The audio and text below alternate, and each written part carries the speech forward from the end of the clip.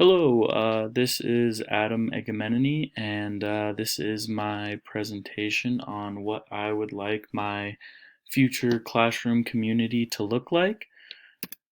So first I'm going to talk about the intellectual climate of my future classroom community. So the first thing I have is that the expectations are clearly stated for all lessons, assignments, projects, etc.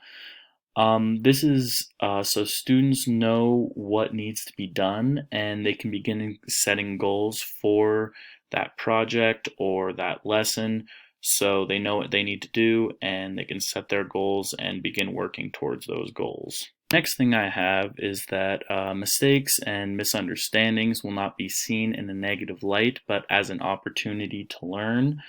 I saw a lot of punishment for mistakes while I was growing up in school and everything, and I believe in some ways teachers see that as a way to motivate students to learn, but I believe it can actually have the opposite effect and decrease motivation for student learning.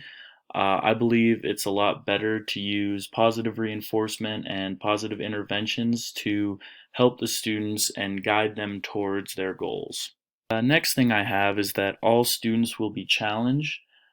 So every student comes into the classroom as an individual with their own learning needs.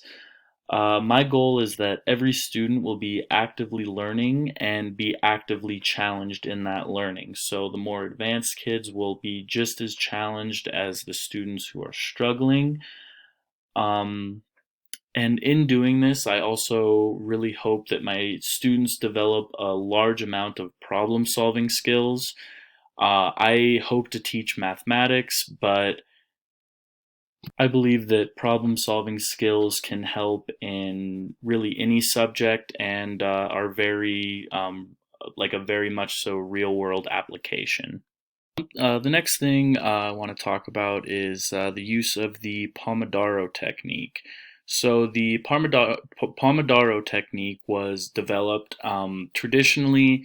It's for like work time when you have to get a lot of stuff done, and you split up your work time into segments. So typically you would work for 25 minutes and then have a 5-minute break, and then work for another 25 minutes and have a 5-minute break, and every 2 hours you take a longer 20 to 30-minute break.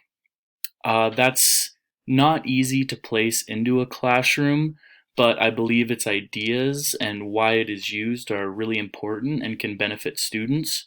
So the 25 minutes in focus thinking will be taking place. So that's where students will be focused, they'll be working. And then that 5-minute break, that is for diffuse mode thinking. And that is where students can start to make connections and kind of turn their brain off in a way and relax and make those connections and have a deeper understanding of whatever they're learning about. All right, so up next is the social climate for the classroom community. And the first thing I have is that behavioral expectations are clear and created by the class. I really like the idea of having a structured system where the students also help in creating the classroom rules, whether it be how many warnings they get, stuff like that, because the students know themselves best, and I also believe it gives them a sense of responsibility knowing that they created this themselves, and so they will be more likely to follow those behavioral expectations. The next thing is that the class will always be split into groups or pods. I always found classrooms where you were sitting in groups to be much more approachable and much more socially active. Along with this, I also think it's easier for maybe some of those more shy, reserved students. It's a lot easier for them to get to know 3 or 4 students, or maybe even just one student, rather than trying to approach meeting a whole class. I believe that can be a little threatening to students who are a little more shy. Next thing I have is respect for one another is extremely important. This can be both between teacher and student and student, but respect is very important. I will plan on having a no tolerance policy for disrespect towards peers. This mainly stems from both being disrespected can be very harmful to a social climate, and disrespecting others is just as bad and just creates a place where people are going to start not liking each other. And it's just important to be respectful to both your peers and the teacher, and that will be heavily enforced and talked about in my future classroom. The next thing I have is to be a resource for students to go to when in need of anything. This is definitely along the lines of the reason I wanted to become a teacher. Just developing relationships with students and helping them in any way possible. And I believe one of the first steps in doing this is to be a very approachable person to my future students. And I want them to feel like they can come to me with any sort of issues, problems at home, problems at school, just anything they need help with. And the last thing I want to talk about is having frequent classroom discussions. And I think classroom discussions can really build up social skills. Um, it's kind of hard, especially when there's students who don't want to talk as much. So I think it's important for me as a teacher to kind of facilitate these discussions and make sure everybody's talking. And I also think that not having whole class discussions, but even just discussions amongst your group or pod, I think those are also very beneficial in creating a positive social climate. All right, so next I have the emotional climate. And the first thing I want to talk about is an identity box activity. And I actually learned about this activity in the Methods for Creative Arts class.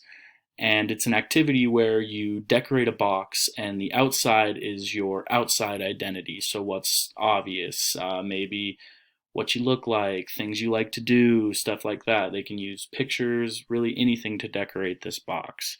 And then the inside of the box has more to do with their inside identity, maybe things that aren't as apparent. And I just think this is a really good activity, both for students to kind of look at themselves and kind of develop that identity.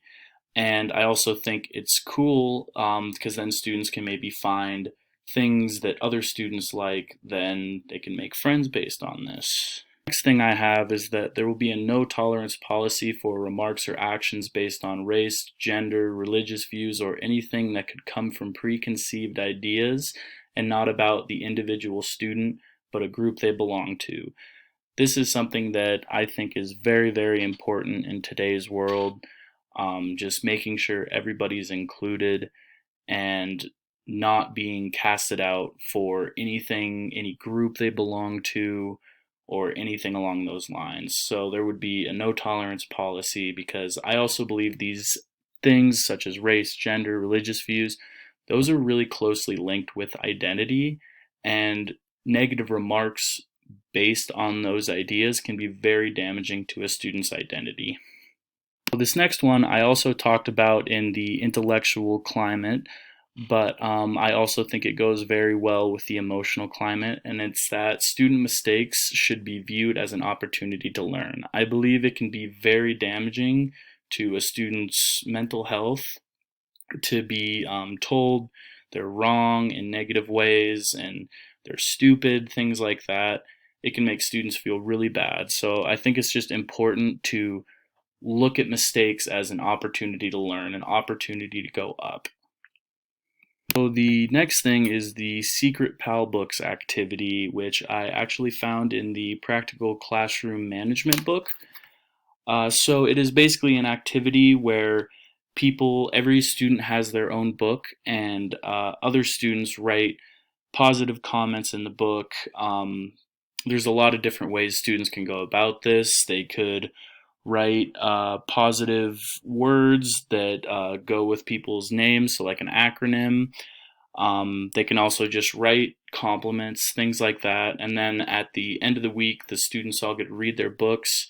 In the book, it says you meet your person that was writing all these things, but I think it's even more beneficial to just kind of keep it secret. And everybody can write in anybody's book.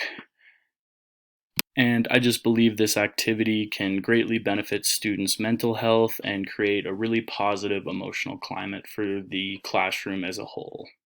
So, the last thing I have is talking about all different kinds of cultures. I believe this is a super important thing to talk about in the classroom, just not only making students aware of different cultures, but how to respect different cultures and understand different cultures. I definitely would say that that leads to a much more positive emotional climate. Lastly, we have the physical climate. So, as I've talked about before, students are going to be set up in pods or groups. I just find it much easier to build relationships in smaller groups rather than thinking about relationships in a whole class. Next, I have that students will have or will be provided with all the materials needed for both online and in-person learning. Um, be a little difficult because all students are going to come from different socioeconomic households. So some students might not be able to afford what other students do. So I think it's just important to always take that into consideration when lesson planning. And yeah. The next thing I have is base groups, and this is another idea I got out of the Practical Classroom Management book. It is basically where students will have a base group. So at the start of the year, they'll be put into groups of 3 or 4, and this will kind of be a place where they can go to. They can talk about their problems with their friends and in their base group, and just develop a relationship with their base group. And I think kind of as the year goes on, it might be important to switch up some students and have them kind of report on their base groups just to ensure everybody's getting everything they need. Along with this, I think it's always great to have a big board where we have students' work, their achievements, and their birthdays on a big calendar, just so everybody can kind of see how well everybody's doing and celebrate one another in different ways. And I think it's really important to celebrate students' achievements and just really positively like celebrate your peers. So the last thing I have on here, they are called achievement cards. It's actually a thing that I learned in high school. It was our football coach would have us fill out these cards every week, and there were 3 sections of the card. And it was the first section of the achievement card is academics. Then the second is for my football program, it was athletic, but for that I would just put extracurricular, so that could be music, athletics, anything really. And then last is personal, so maybe things at home. And basically, what the student will need to do is write an achievement or a goal for all 3 sections. And we were to do this every week, and we would actually have to go to our coach and show or have to talk to him about what we did to make each section of our life a little better. And I think this is just a really positive thing to do for students to kind of focus on themselves and their own goals with academic, extracurricular, and personal parts of their life. All right. So, kind of just my little conclusion. I think all parts, intellectual, social, emotional, and physical, I believe they're all intertwined and needed to create a healthy community in the classroom. Certain ideas, such as like the mistakes being rethought, um, are really important and benefit both future students and myself as a future teacher in developing relationships and creating a positive classroom community.